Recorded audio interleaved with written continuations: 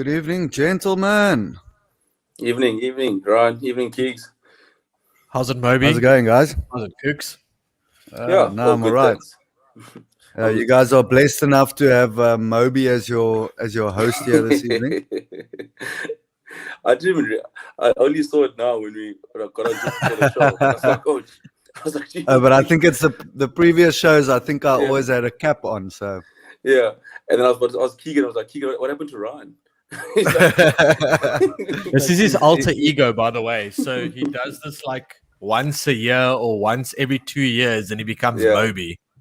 Yeah, it's actually been a while. It's been a good couple of years, but now it's been such a schlep to go to the hairdresser, or to the barber, and then I just end up wearing caps the whole time, and then I got cut full of the caps. So I was like, fuck it, I'll just shave it all off.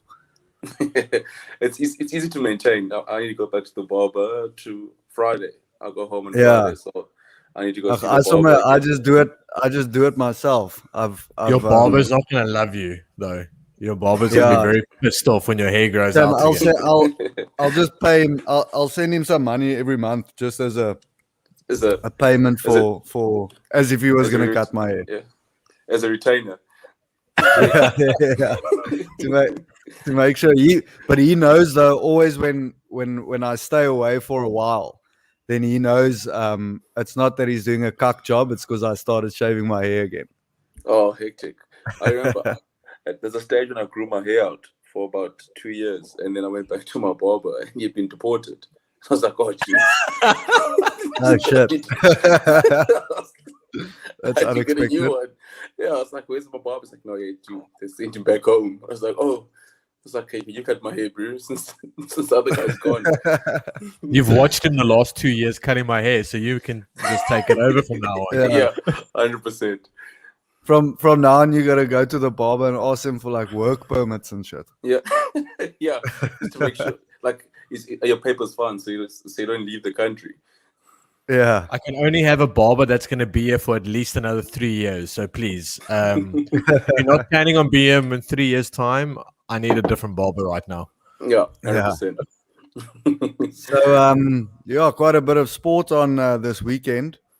I think we'll jump straight in with both feet into that Curry Cup final. I must say I watched it with like a half an eye, but quite entertaining. Draw 19 all, and then the Blue Bulls.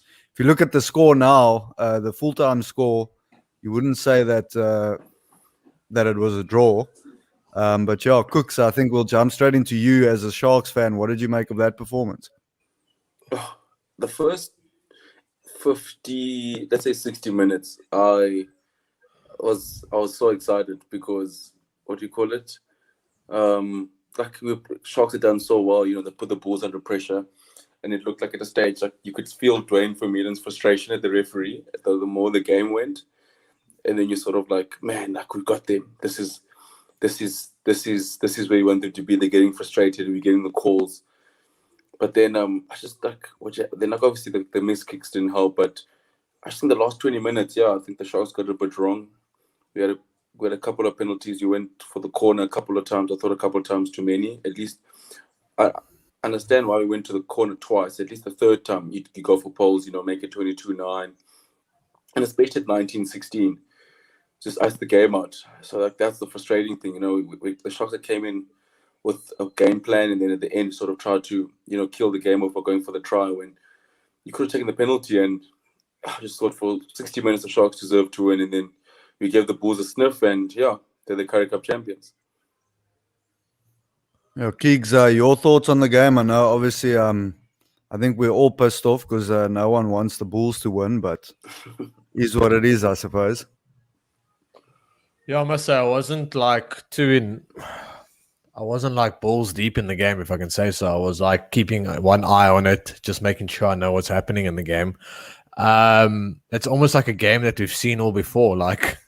Fucking, I know Kooks doesn't want to talk about it, but probably a Super Rugby final that went around the same situation. So it's almost like deja vu. We don't discuss that game. as a neutral, you almost knew, like, when it went into like extra time, you were like, oh fuck, we've seen this chapter before. Yeah. Like, we've seen this play out.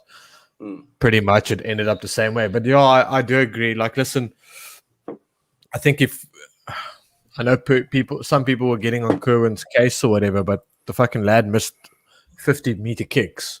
Yeah, I think all 3 of them or 4 of them were. So not everyone is Francois Steyn. Not everyone, makes 50 meters look like 10 meters. So I don't think we can get too much on the guy's case. We know he doesn't have the biggest boot in the country. So I don't think you can be too hard on him. Ballsy enough to take it, because a lot of flyoffs will be like, fuck that, let's kick for the 22 and let's try line out and ball it up field. So kudos to him there. Yaku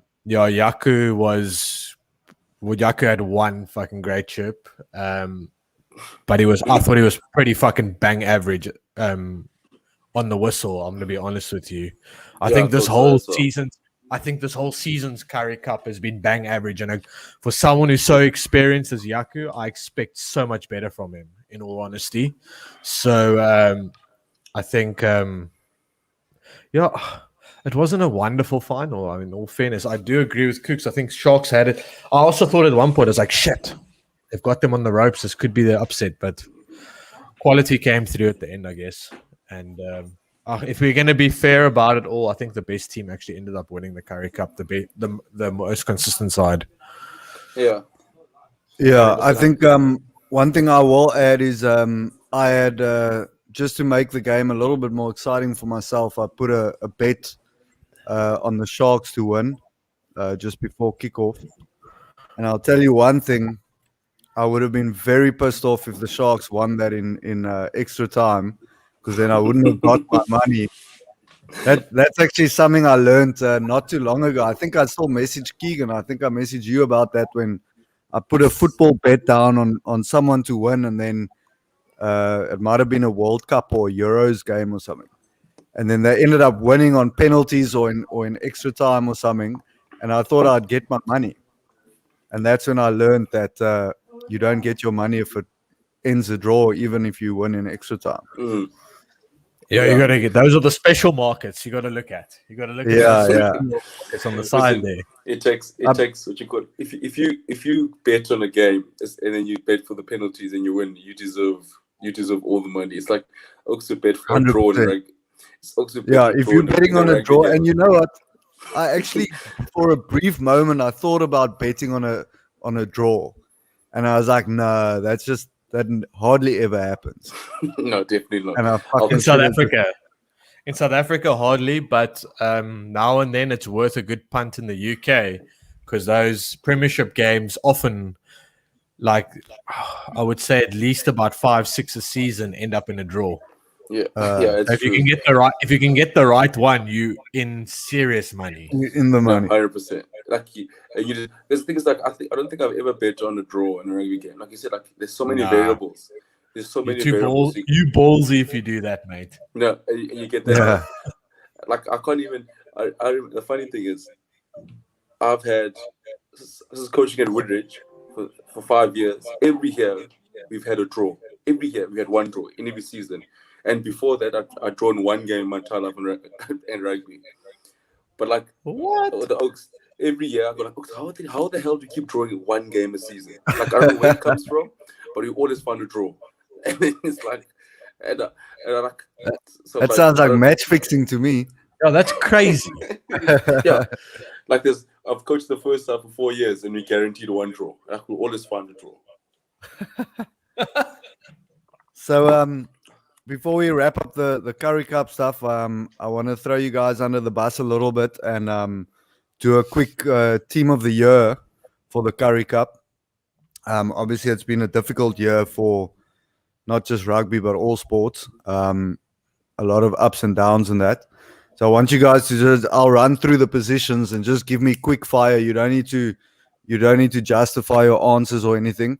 And it would be very cool if everyone that's watching, if you guys can also in the comment section just hoy the names out of whoever you'd pick for the team of the year in the position. So we'll start with the two props. Let's go Keegan first. My props. I'm gonna go both province props. I'm gonna go for our spicy plum, Kooks. And I know when France he did play Malhaba, I think the only, I mean, for Province to win the Curry Cup, we needed both of them on the field. And I think we only got as far as we did is because of the two of them, to be honest with you. They dominated at scrum time. So I think for me, that was pretty easy. Yeah, I think I went the same. I also got Stephen Kitsoff. I think he was a massive difference not being in that semi. France Mahelba, yeah, I think at the days I was caught between France and Thomas Dutoy, but yeah, I think tight head prop has got a scrum first, so definitely France. Cool. Looks like Bucky's also agrees with that. And then moving on to the hooker. I'm probably going to be as fucking biased. You go first, Kooks. You break the trend here. I went with Johan Krobler, the Bulls hooker. I thought he was very good. I thought he was the most consistent. At the start, they played a bit of rotation, but I think Jake was rotating the hookers quite a bit. And then, yeah, but I thought Johan Krobler was the standout for me. Yeah, I went with Bucky's on that. I went Bungie. I just took the whole province front row because no other province player would have gone anywhere else in the team, to be honest with you. I thought I really thought the front row was the only reason why province got as far as they did. And if it wasn't for those three guys, I don't think province would have been anywhere, to be honest with you. Well, at least this means that province players are featuring somewhere this season. And moving on now to the two second rows. I'll go with at 4 Ruben van Heerden from the Sharks and the other lock is Rowan Nokia from the Bulls. I thought they were the two standouts. I thought Willem Alberts gets a special mention. I thought he was pretty destructive at times, but yeah, I think I'll go with. I thought Rowan van Heerden was a lot more effective. I think I went Alberts just for that. I don't know. It was good to see him back in South Africa. It was good to see him. Like he was pretty dominant, to be fair. If we look at it for an old geezer coming back in the game, I thought he was quite decent.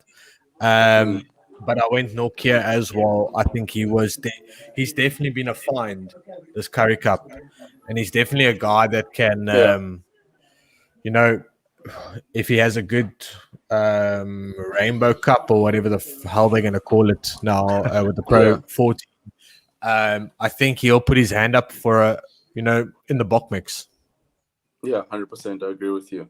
I think I agree with you. It's so great to see Willem Alberts back. I remember during the first initial lockdown when they used to play those Springbok reruns, and just like I only watched Willem Alberts in his peak. Oh my word, it was so fun to watch him just the bone collector. Oh man, I could watch it hurt people just all day. And then moving on to the flanks. I struggled with this one actually because I struggled at 7, but I know for me Markov and Staden definitely was the standout 6. 7 for me, I'll be honest with you, I have no idea. Like, there's no 7 for me that went, hey, I'm the one. I don't know about you, Kooks, but yeah, like I think Markov and Staden picked himself at 6. I thought Markov for Staden. I actually got the Bulls loose trio, but like you said, there was no big standout. But I thought Ulrich Lowe was also one of the finds of the season.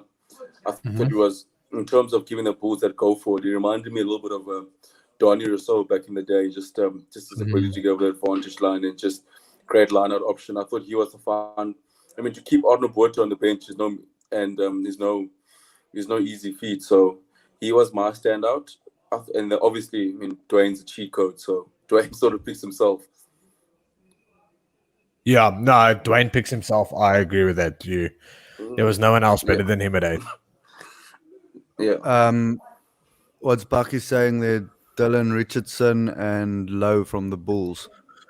Yeah, I thought Richardson was good. I just didn't think he was I didn't think he was I couldn't pick him straight out because like Lowe was a good one. Even that Vincent, what's it, Tsakuta from the Lions. Chukuta, Chukuta, yeah. He was also. He was pretty decent as well. It's tough because for me, if you look at put the three of them together, I couldn't pick a standout out of the three of them. Yeah, I thought and then Richardson and sorry, Kooks. I thought it was Richardson and Van Staden. I think the way Van Staden played in the final just kind of edged it. He had played him in the final, so he's sort of like, okay, cool, that was the decision made. Then you got to go with Marco Van Staden. Yeah. Okay, and then moving on to the number 9 scrumoffs. I had Ivan Van Sale. I thought he had I don't know what Free Dupree had put in his boots and what he had done. Ivan Van Sale I thought he was one of the standout players in the competition. I thought he was, especially in the semi-final, he was excellent. And the whole year, I think he's been playing, because after he got dropped from the Springboks, he just, his service was slow and decision-making wasn't great. Now I don't know what Free Dupree said to him or what the sessions they'll change his life. So for me, Ivan Van Sale was the standout. Yeah, I think both Bulls 9s are actually good because I thought Ambrose wasn't too bad either. I'm gonna throw a little outsider here. I thought the Griquas Zach Berger, when he had that mullet, he was playing some fantastic rugby as well. Yeah, I think if there's an outsider, I think he deserves a little mention at 9. Yeah, captain the Griquas as well. Had a decent. Like he always seemed to have an impact when the team played well. Yeah. He played well. So I think, that would be the name that I throw into the hat there. Yeah.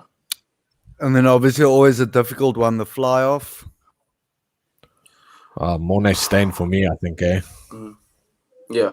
I would with Cohen Bosch. I think the Sharks' fortunes pretty much hang on Cohen Bosch. I think his boot got them the Sharks out of trouble out of many sticky situations. I thought you remove Cohen Bosch, I thought the Sharks would have struggled. I think that they wouldn't have won as many games as they were. I think his boot was the difference, and I think he played probably the biggest part in getting into that final. I think obviously I look at Mornay Steyn, he was great, but I just think it's easier almost being behind that Bulls pack. That's easy to marshal, but look at Cohen Bosch. I thought he was the glue that held the Sharks together. So he edges it for me just slightly. Well, then we've got Bucky's over here nominating himself. And I can guarantee you guys, Bucky's, those who know him will back me up, is definitely not a fly-off. No, listen, the only thing, you're lucky if he fucking makes a ruck. Because if you see him get to a ruck, then that's fucking a miracle on its own. Yeah, and he's a forward, so that says a lot. And then the 2 centers. I did Hendricks. For me, also player of the tournament, Cornel Hendricks at 12. And then Similani at 13. I thought when he played when he got going for the Lions, he was phenomenal. And I know he got benched quite a few times, which I still to this day do not understand sometimes. But when that man is on fire, he's on fire, and he can please sign for Western Province because we need something. I think I got the same Kigs. I think Cornel Hendricks played the tournament. He was great to watch. I think and Similani as well. I think he's the fairy tale of South African rugby. Cornel Hendricks. 100%. I'll still never forget when I first saw it when Jake got back and it was like Cornel Hendricks at 12. I thought that was a bit of a mistake. I thought, did you make was it a typo? I don't think you're the only one. I think I was the exact same thing. I was like, ooh, taking a guy hasn't played much rugby, has had all these problems. A natural winger, all of a sudden now coming to play inside center. I was also a little worried, but this rate, the man could probably be Damien's backup at 12 for the Springboks with ease. The way he's playing, but also A special mention also to Stedman Khans. I thought he was also excellent at 13 in the games he's played. But yeah, Simelane edged it out for me as well. I mean, there was times when he was, jeez, like the amount of Oaks he just sidestep embarrassed week in, week out. I mean, yeah, I also got. He almost signed for Province at the start end of last year. He wanted out of the Lions, and then I was so all close to the over that. Lions. I was all over that. I was like, pay him what he wants. Just bring him here. That would have been a cool. Him and Rickers. And Simelane. Can you imagine him and Rickers in the midfield for Province? Yeah, that would be beautiful to watch. 100, yeah, beautiful to watch. So I think we might have hurt Bucky's feelings here because he didn't even provide options for us now there. So we'll move on to the two wings.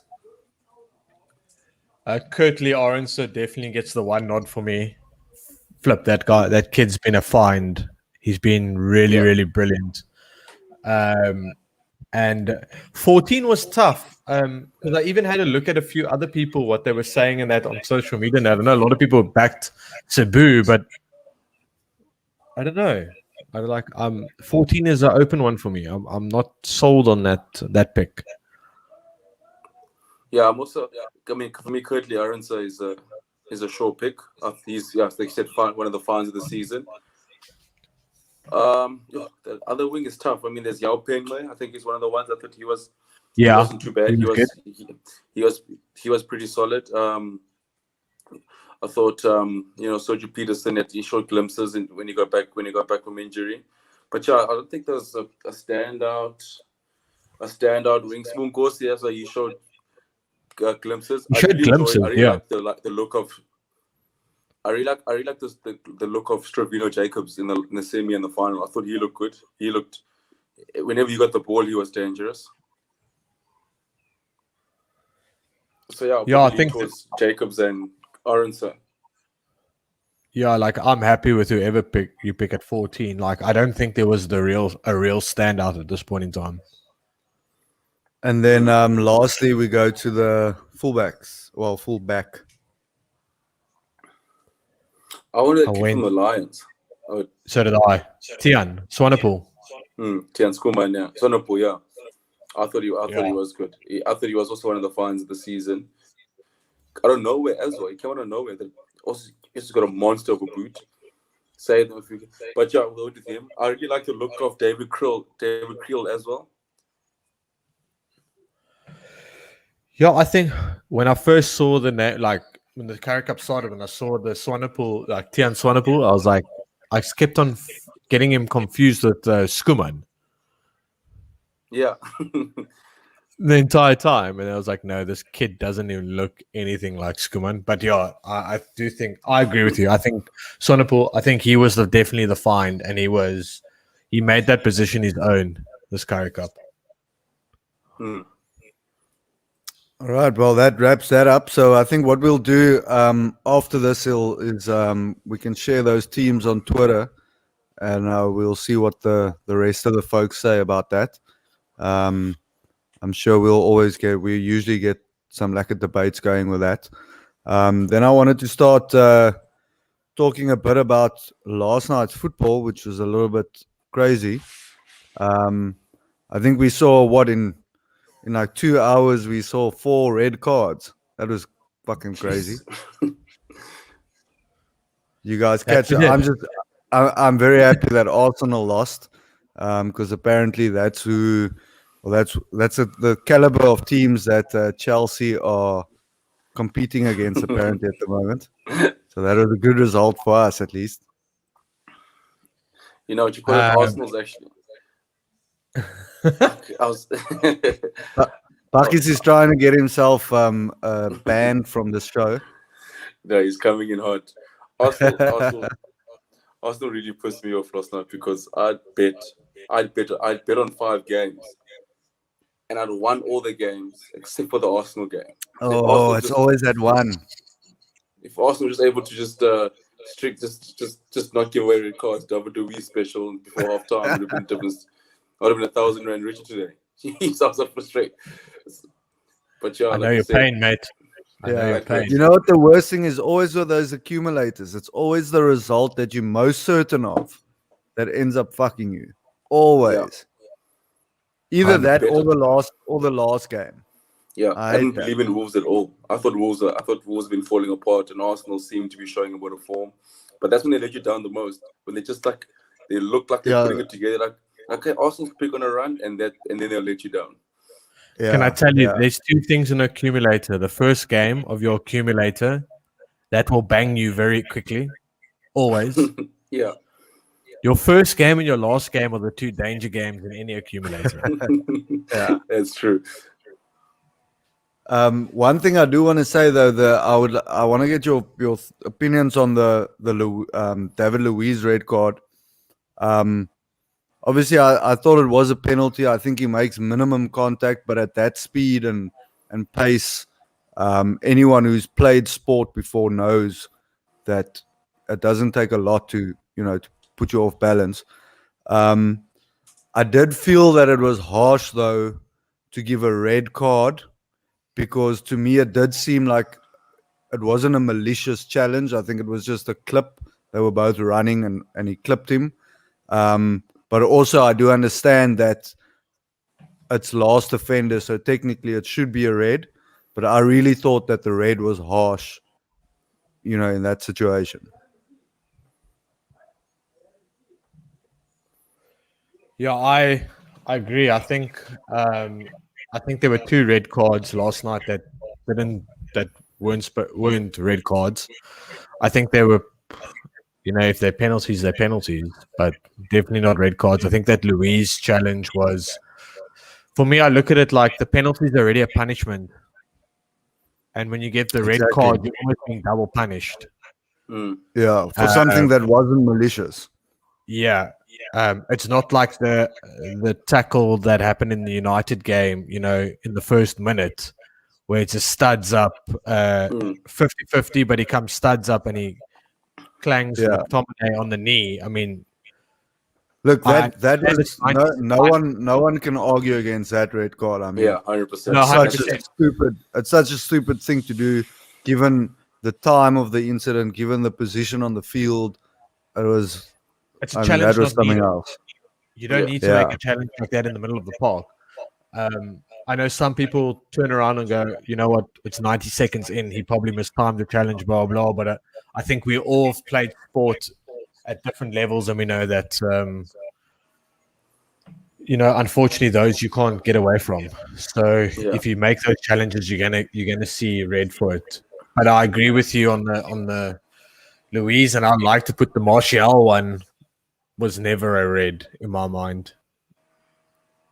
The challenge of Martial was definitely a red. I didn't see. I actually went to bed halftime with the United game, so I didn't see that.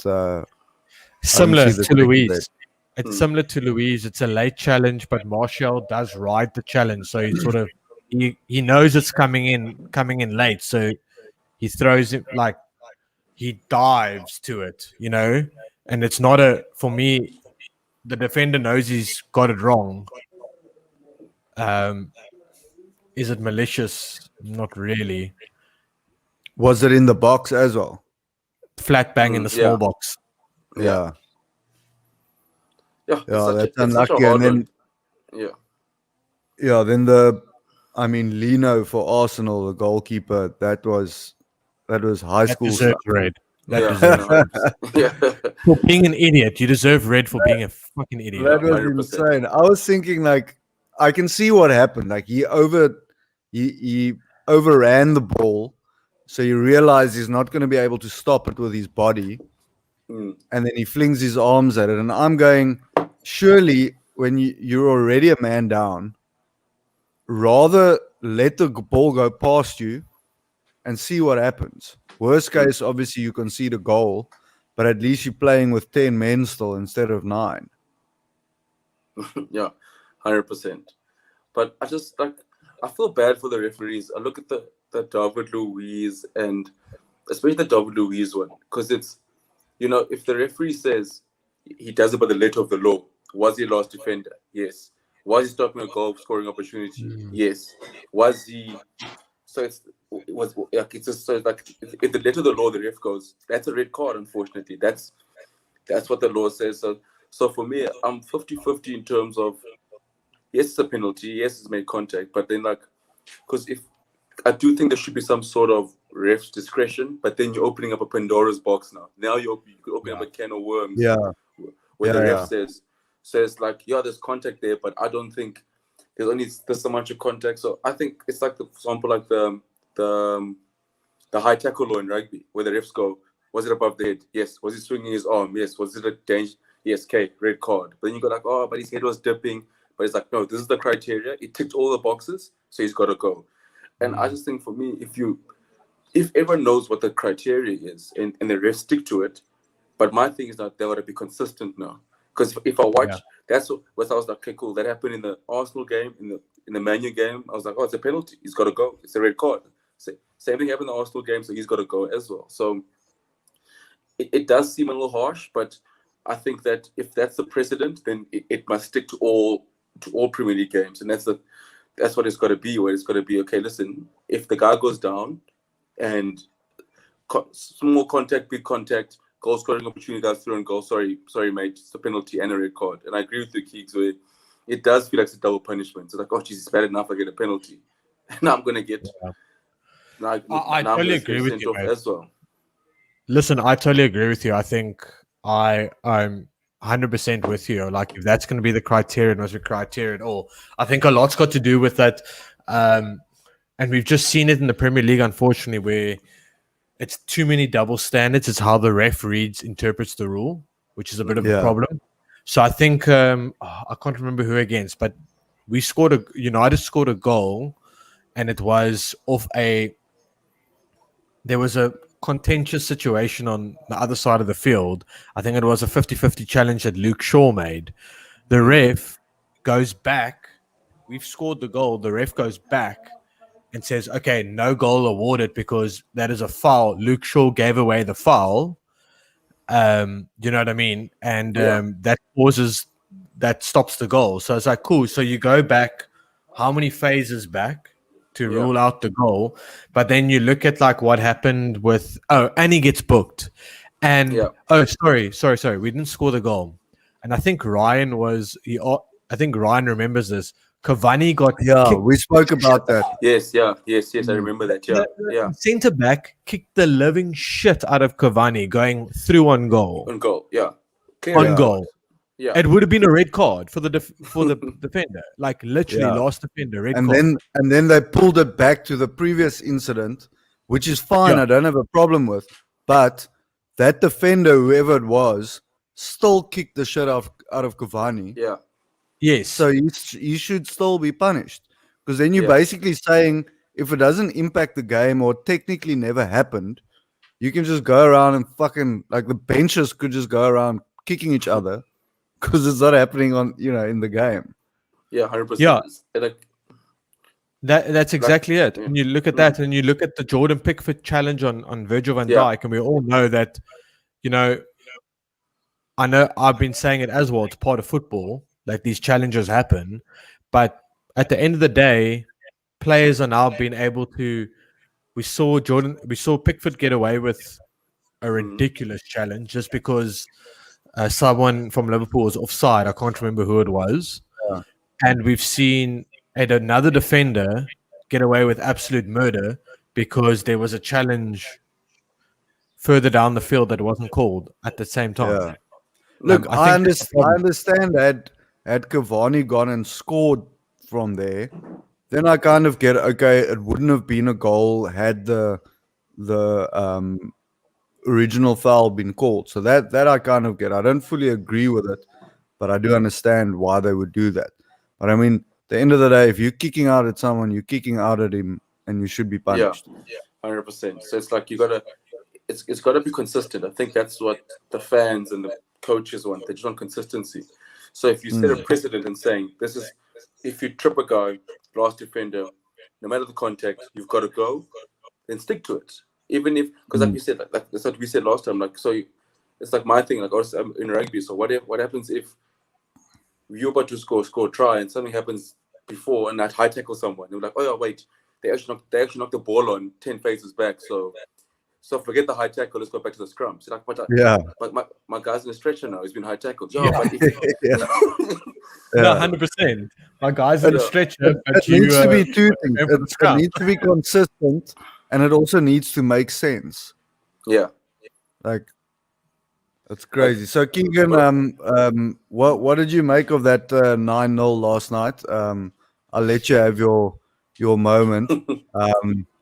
Firstly, I think what did you make of it? What can people read into it? In your opinion? Not much, to be honest with you.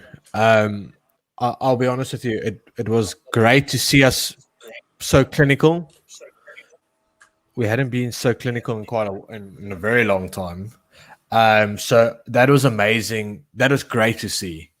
I think the biggest thing out of any United fan can take out is we created chances, we scored quite a few goals, and we all know when you play against 10 men, teams can go sit back and actually it becomes difficult to score. It's difficult to find spaces. It's difficult to create. We managed to create, and I just maybe think also Southampton weren't clever, and they still try to play their normal game. And they just left themselves open, which was their own detriment at the end of the day. But I think, listen, an early red card always sets the tone as much as we like. It set the tone a little bit. Especially that early. I don't even know if I've seen a red card that early before. Geez, 2 minutes in, yeah. Yeah.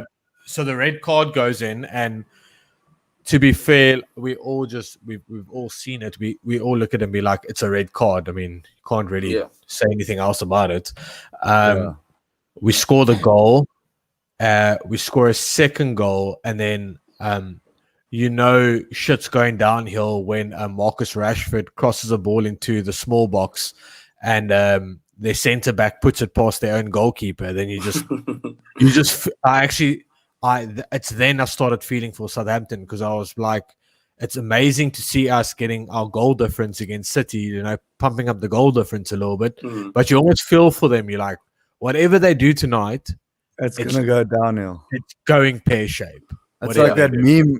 Someone sent a meme earlier saying that just like the Titanic, that team should have never left Southampton. It's 100%. It's like they should never have gotten on that bus and gone to Manchester. One of those nights, unfortunately. And like I said, I don't think you can't read too much into it. I do know some teams make it tough with 10 men, but it's unfortunately it wasn't their night. It's almost the same situation when they got pumped 9 by Leicester. It was the same thing. It was just a terrible performance, and Leicester were also just on fire. Whatever Leicester did, they ended up scoring. Yeah. I must say one thing that that impressed me, and what I like to see, and that's not something I generally enjoy saying about United, but what often happens is if you go, 4-0 up at halftime, 3-0 up at halftime, then teams sort of take their foot off the gas a little bit and just see the result out. But I've always been a big fan of, if you're up 4-0, fucking go for it. Get on the score sheet, get your tails up, try and go, go as high as you can. And I think it's been a long time since I've seen someone that's 4-0 at halftime that goes and then scores 5 more in the second half. 100%. I was on Twitter. It was this morning. I felt bad for Southampton. I thought the only thing they did well was at least this time they lost 9-0 away from home. Jesus, the last time they lost like Leicester people at home. So that's the only positive. But I was thinking, like what you said, Rad is spot on. That was going to be my point was, if you're up 4-0 and it's up against 10 men, it's not their day. It's not your responsibility to show mercy on them and ease the game out.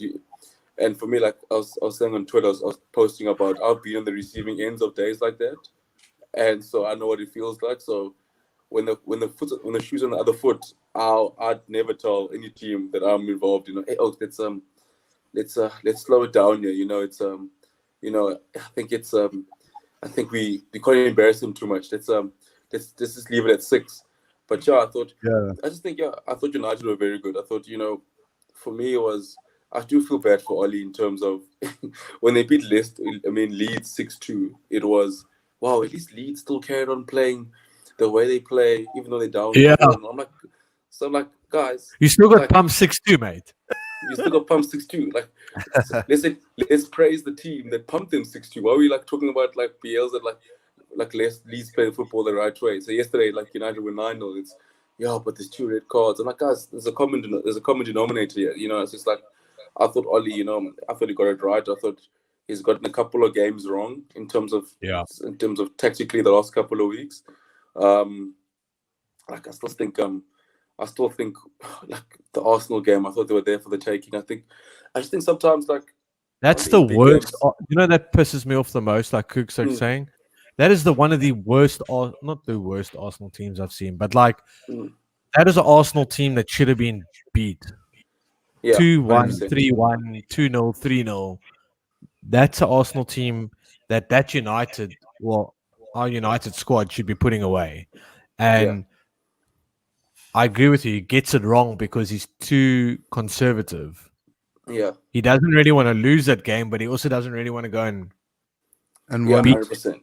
He doesn't and my thing is if you're in the title fight, so you got to give yourself an opportunity to at least put a fight to put give yourself the best chance. I thought I was looking at it in terms of, because the Arsenal game, I was watching it with friends, and then I remember we were having a braai on Saturday, and then we just saw the lineups, and I said, "Oh, I'm not watching this. This is going to end 0-0 or 1-0." As soon as I saw the setup, I'm like, "Oh, I'm not going to watch this." Arteta's going to park the bus. Oli's parking the bus, so it's like, "Oh, so what are we watching here?" Because, and my thing is you're playing Arsenal. You can, even against Liverpool, it's the exact same thing. Liverpool were there for the taking when you guys played them. They lost a couple of games in the bounce. You guys are playing well.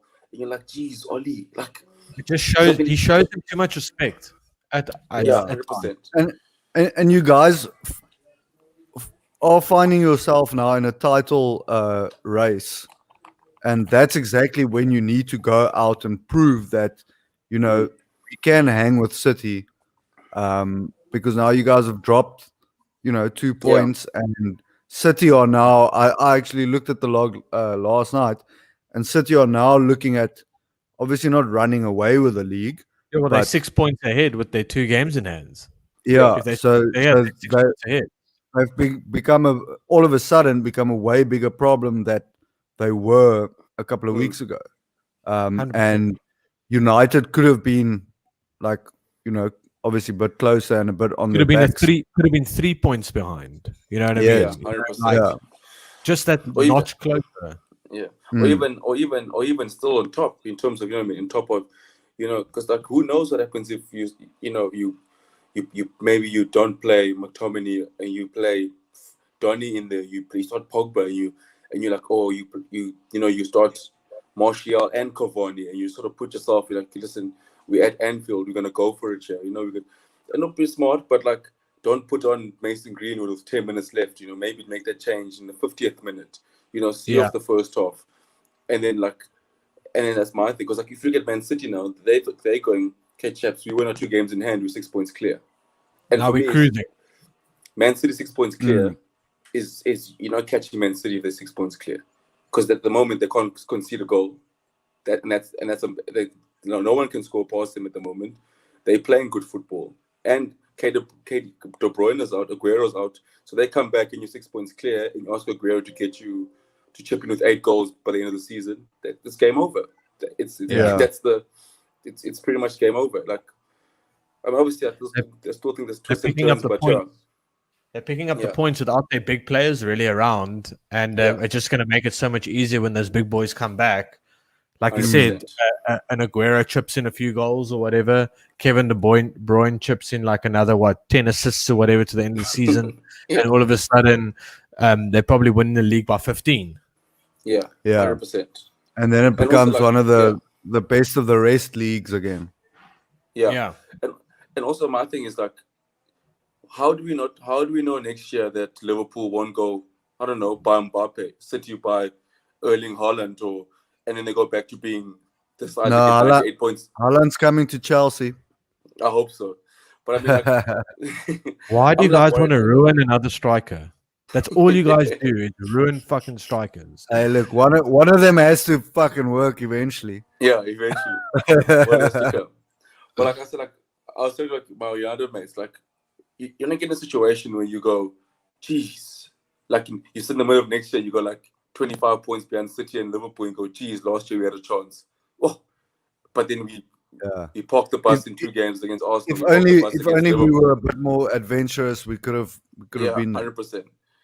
Like my thing is rather get into that position. Even if you go to Liverpool and you lose 1-0, or you lose 2-0, you also you go like at least we gave it a bash, because now like Oli was conservative and did that, but he's still 6 points behind. So what did he achieve, like, at the end of the day? I think that's the one thing he needs to learn. I think, like, as a manager, I think that's the one. As a player, I think he understands it, but I think as a manager, he still needs to learn that draws don't win you titles.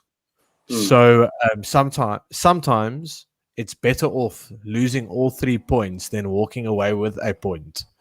And I've said this so many times in the Premier League, especially.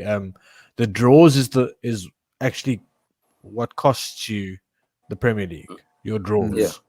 It's not 100%. Normally the win. It's not normally the wins, and wins obviously important, but it's not normally always the losses that cost you the Premier League. It's the draws that cost you the Premier League. It's the draws that you should have and could have won.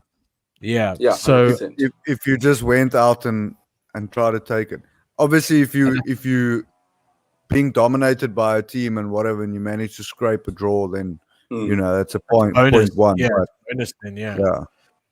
It's just there's little things. I think like there's little things like that where I think Ole will only learn in time. I think it's just because his managerial career at this point in time. But I think it's a shock to the club, to be honest with you, because there's no chance anyone at that club or any opposition fan would think that we at the moment closest to City, giving them a run for their money, 100%. And Liverpool is not anything around there. So I think I do feel, and I feel a sense, even if you follow the club on social media and like you look around, it's almost like a shock for the club itself. Like, shit, we didn't expect ourselves, we were hoping maybe 2022 is the year that we actually, giving Liverpool and City like really up there, competing for this thing, but it's happened a season quickly. Like, what the hell? How do we deal with this? You almost got that feeling around the club at this point in time. And it's, it's not done. I always say, I still think this season there's too many twists and turns. Yeah. Because let's be honest. Okay, we out the Champions League. So we got Europa. Chelsea's got Champions League still. City's got Champions League still. Liverpool's got Champions League still.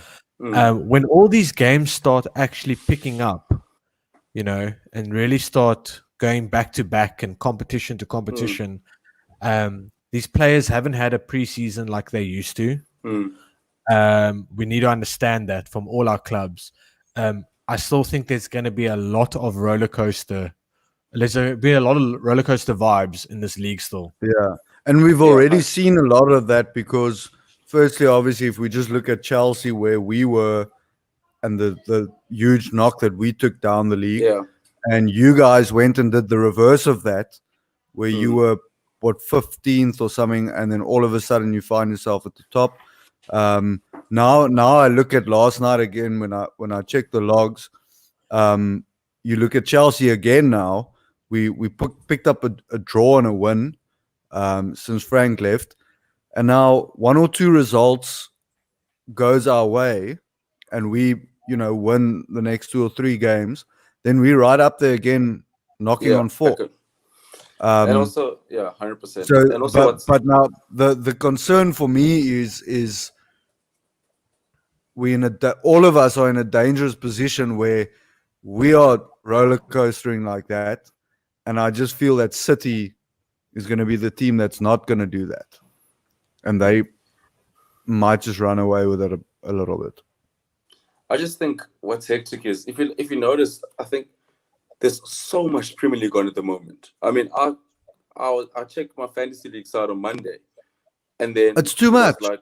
It was like, oh, game weeks, whatever game week on Tuesday. I was like again. Yeah. Is it soccer again this weekend? Like this Dude, week? do you know how many game weeks I've missed because I forget to change my team because I'm like 100%. I'm used to doing it on a Friday.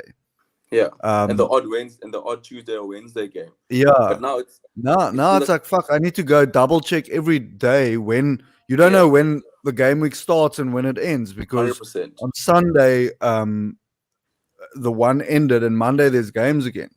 Yeah, and then there's a game on Monday. There's a game on Monday, ends 1 week, and then there's another game on Tuesday, Wednesday, Thursday.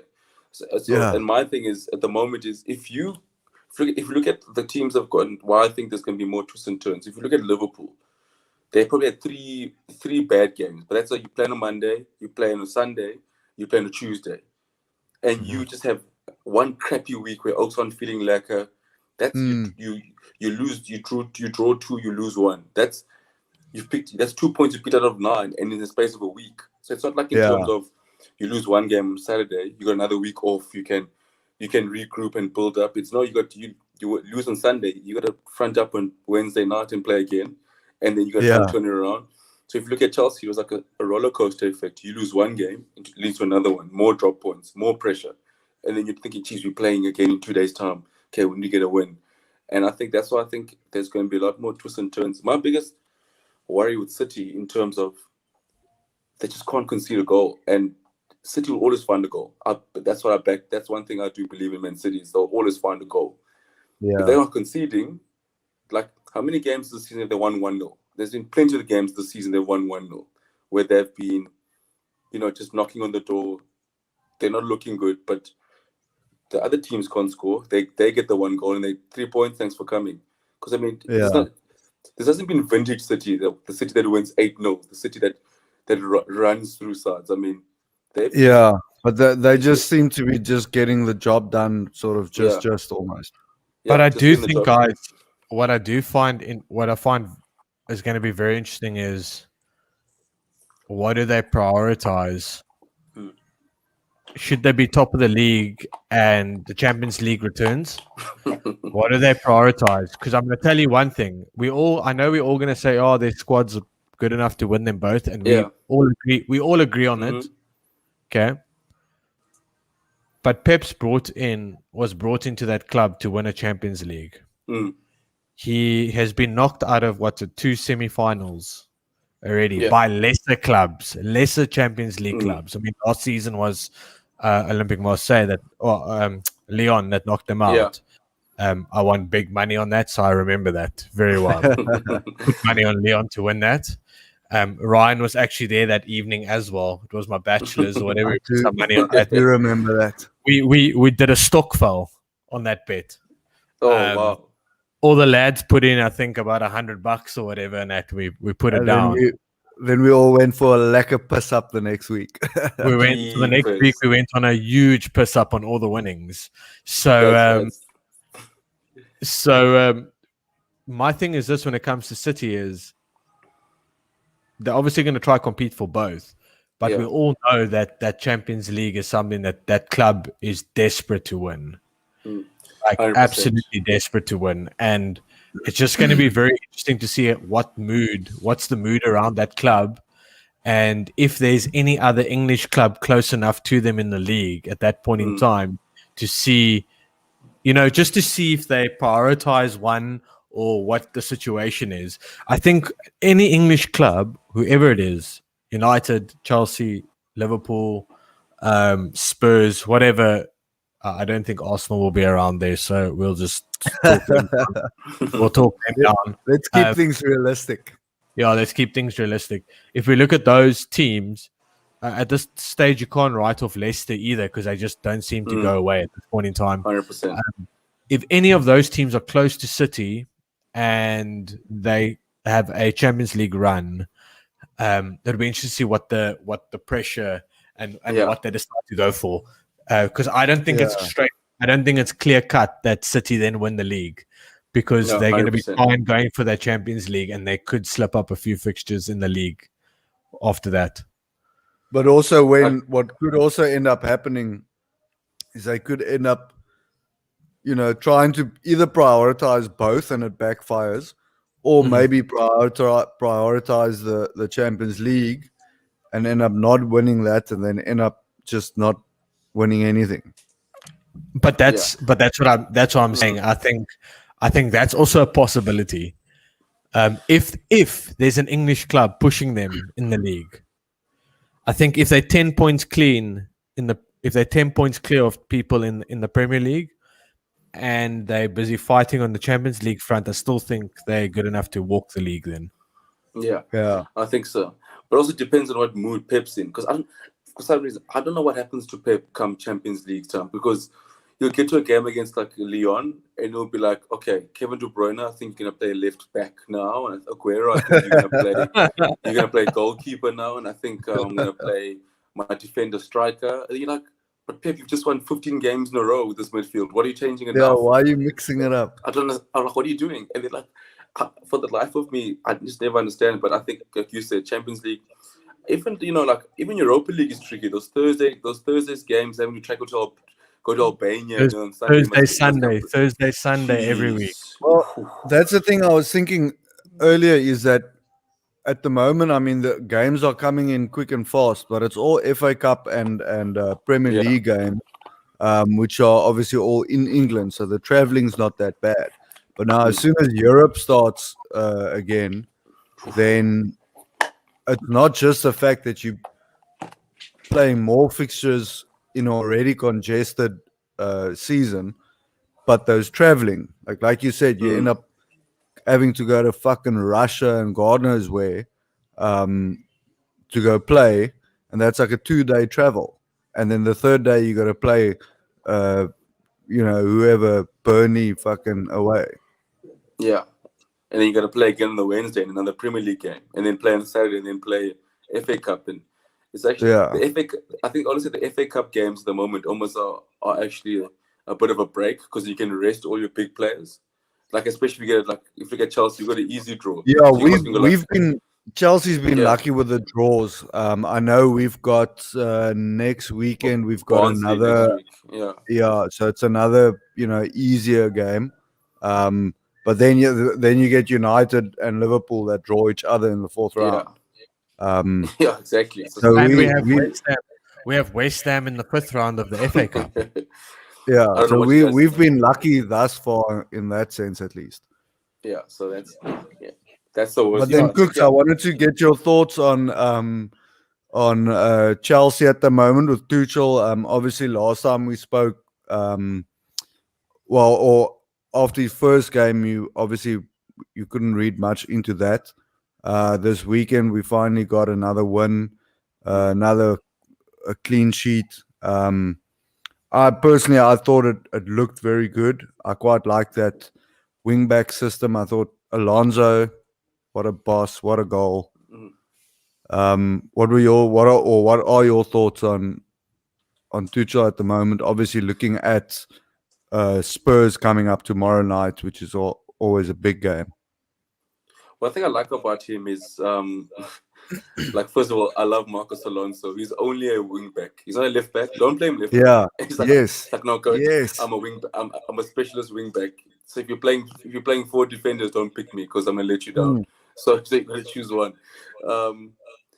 So I think under Tuchel, we look a lot more. I said maybe I look more structured. I like the way the football we're playing. I like it. It's a lot. It's not that Frank Lampard didn't have a plan. I thought he was obviously trying to find ways to make sure that 4-3-3 works. But I think with Tuchel, he's coming with something different. 3 at the back, the wing backs. I thought Jorginho and Kovacic, they work well together. I think we play a lot better when you have 2 holding midfielders. I've always thought that's the best way for our midfielders. So yeah, it's exciting times. Callum Hudson-Odoi looks amazing at the moment. Yeah. Jeez, he looks loving maybe. And also playing in a position that that he's not really used to. As a wingback, obviously he's used to playing out wide, but not used to tracking back as Yeah. much. But I feel it's going to be very interesting. Firstly, to see what they do against Spurs instead of in terms of how we're going to set up, because obviously it's generally speaking, it's easier to play against smaller teams. Yeah. With three at the back and wing backs, but Frank Lampard, I think it was in his first season, we played Spurs with three at the back and wing backs, and that was probably, in my opinion, his best game as a Chelsea manager. So I think it's going to be interesting because I know Tuchel does switch formations quite often. But getting back to Hudson-Odoi, it's going to be interesting to see if he does play in that position again, what he does against a stronger side where you obviously will have to track back a bit more. Yeah. But I think with Aspi behind him, it helps him a lot, because obviously Aspi will obviously do a bulk of the defending and cover for him on that side. But I'm interested to see how I think Tuchel sets up in big games. I think if you look at under Frank Lampard, there's not many big teams we beat. Like in terms of like we didn't beat many big teams, and I thought he got like Pep kind of found him out tactically, Klopp as well. And I think United beat us like 85 times last year. Every time we play them, we seem to lose to them. So like I would love to see how we set up, how Tuchel sets us up tomorrow. I think one thing I like is we look very disciplined. Whenever you lose the ball, we get the ball back. And I think obviously with the German coach, that's what they preach, discipline. And, that hard pressing and instant hard pressing. And I think also I feel like he's got a bit more clout behind him, so he can say to someone like Pulisic, mate, you're not playing this weekend because you're not working hard enough, and the Oaks go like, listen, this is a new manager. If you look at Alonso, he looks like a different player now, because it's like, he gives me a chance to play. So I must make sure I keep my chance. But yeah, I'm excited for tomorrow. We know how Mourinho's going to set up, so that makes it a bit easier. I think what makes tomorrow exciting as well is Spurs came through like quite a shitty result as well. A lot of pressure and a lot of, obviously, the whole Mourinho talk already has he lost the dressing room? Are the players starting to revolt already? All those things. Son is not on form, and all those. Serge Aurier has probably played his last game for the club. All these little things are already starting to come out of that Spurs dressing room. So it'll be interesting to see what type of a Spurs team rocks up, for that game. But also these types of derbies are also generally a good time to squash all those rumors and talks. If all of that is just the media hyping things up a little bit, so that makes it dangerous. And I also saw just before we started, that Mourinho did say that Harry Kane has recovered from his injury, so he's in contention to play. Whether or not they do play him, we'll have to see. Well, they'll definitely play him because he's the only one that can. Him and Son are the only guys scoring goals. Can score, and if one doesn't play, if the one doesn't play, the other one doesn't score. But they're already paying a lot of money for a professional golfer on their team. who hardly. Speaking of scoring, that's one thing though that still concerns me about Chelsea is that we're not scoring goals. I mean, I know we scored 2 this weekend, but it was 2 defenders, and we've been creating chances for the forwards. But fucking hell, something needs to give in that forward line, because I've got a feeling that it's almost like a damn wall it needs to break at some point. Yeah, 100%. I think if it breaks, and let's hope that it happens against Spurs, because that's always amazing to beat them. But geez, I think once that damn wall breaks, and I don't really know what the answer is to that. I just think it's a thing of what you call it, like like you said, we're creating the chances and we're getting there and we're good chances and we're putting them away. And I mean, if Werner scored half his chances this year, you'd probably be top goal scorer in the Premier League. Just half, not even just half. Yeah. Just like, and so if you look at it, so I think the goals will come eventually. I just think I still think we're trying to figure out the best place to play. We have a striker who's not an out and out striker in terms of Werner, because at Leipzig he played off another striker. We got Giroud, who, for example, like Tuchel is trying to get balls through to him behind the defender, but that's not his type of game. Tammy should be the answer, but Tammy, he's hit and miss. So I just think, I think we have to be ruthless and be like, okay, listen, are we going to go after Haaland? Are we going to go after a proper striker, out and out striker, or are we going to, keep persisting? Because I think with Chelsea, my biggest thing for how many billions did they spend on Werner? I think he was one of the cheaper ones at like 35 million. Oh, okay. Just checking. Just wanted to find out. Yeah, he was one of the cheaper ones. If you guys send him, if you guys send him somewhere else, he'll start scoring. You do know that, yeah, eh? 100%. Yeah, 100%. 100%. What's Like Bryce saying here? even Morata scoring goals at Atletico Madrid. Yeah. Yeah, well, that's what we do with strikers. We prepare them for other teams. I just want to let you guys know, I just had a bit of a look at the Foxes who are injury ravished at this point in time. I saw Bruce Naden, Bruce is one of the chaplains who was the chaplain at the former Ajax Cape Town, but Cape Town Spurs, who's a lifelong Foxes fan. Bruce has, I said, that a South African, was it Takalo Lashabela, South African youngsters on the bench tonight for Leicester. Oh, hectic. Oh, that's awesome. Is he on the bench or is he starting? Sorry, I didn't. He's on the bench tonight for Leicester against Fulham. Well, let's hope. He's in the Foxes Academy. So yeah, he's on the bench. So, ladies and gentlemen, let me introduce you to my ex-flatmate, Bryce West. I can see why he's your ex-flatmate. Why is your ex? Yeah. Why is your ex? He's literally proving to the world now why he's my ex-flatmate. Bryce, I did tell you that we're not discussing Wan-Bissaka tonight. So yeah, leave Pulisic alone. He's back with his old coach now, so he'll get right.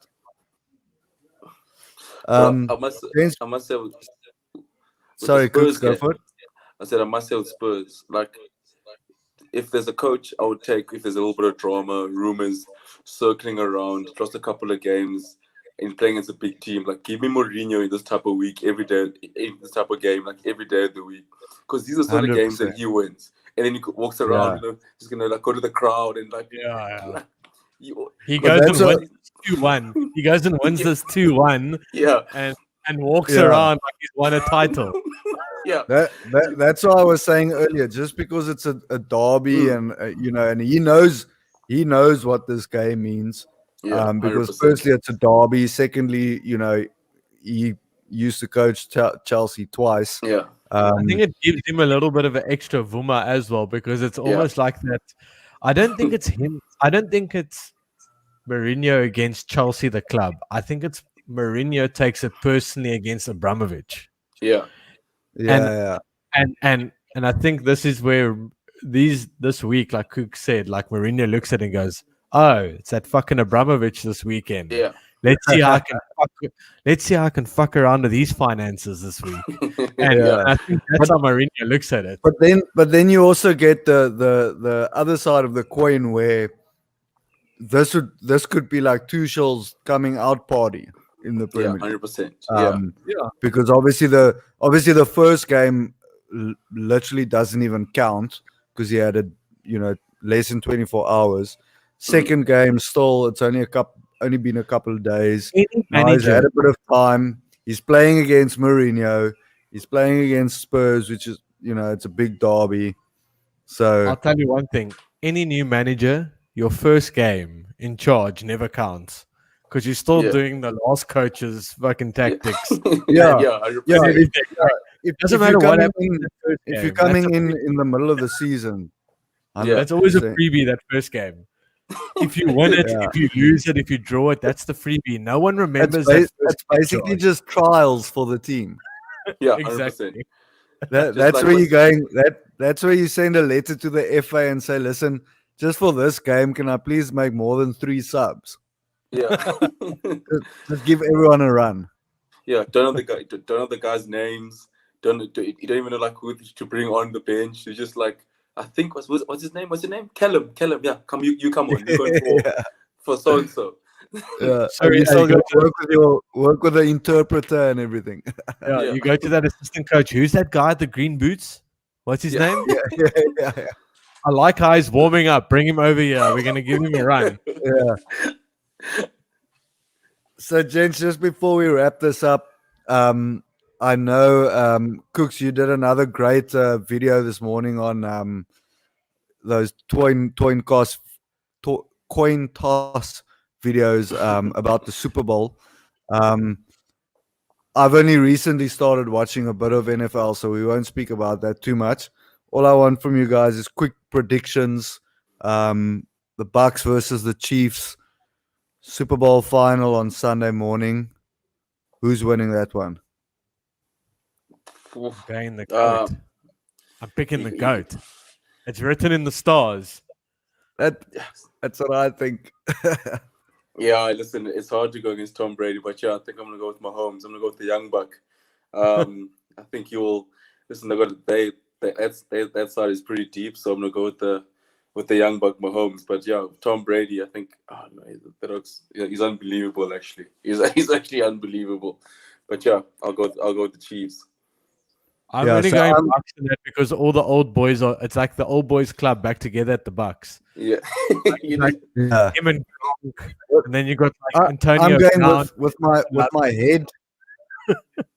with my head, I'm going for the Chiefs, but you have to go for the Buccaneers because of firstly Tom Brady, and secondly it's the first time ever that they're playing at home. Well, that a team plays at home.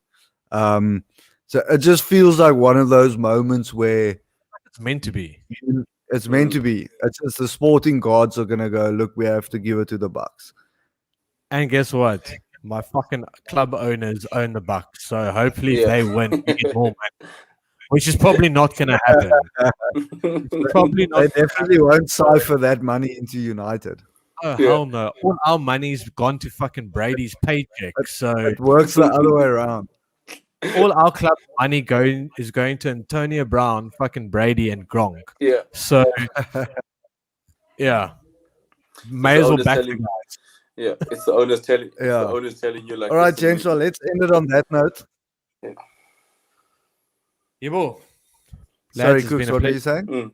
No, I was just saying to Kigs, like it's like Ollie asking the owners for some more money so they can buy like Sancho and Grealish. They're like, no, we're pretty broke. And then they buy Tom Brady the next day. Like, oh yeah, by the way, we had to buy Tom Brady and Gronk and Antonio Brown. That's where the money went. So no Yeah. Sancho for you, and no Grealish That's for all you. the money. All right, James. I know we didn't touch on the cricket today, but I think it's we're better off that way. We'll see what happens tomorrow, and we'll definitely touch on the cricket next week. Thanks for tuning in, everyone, and have a lucky evening. Cheers, everybody. Cheers, everyone.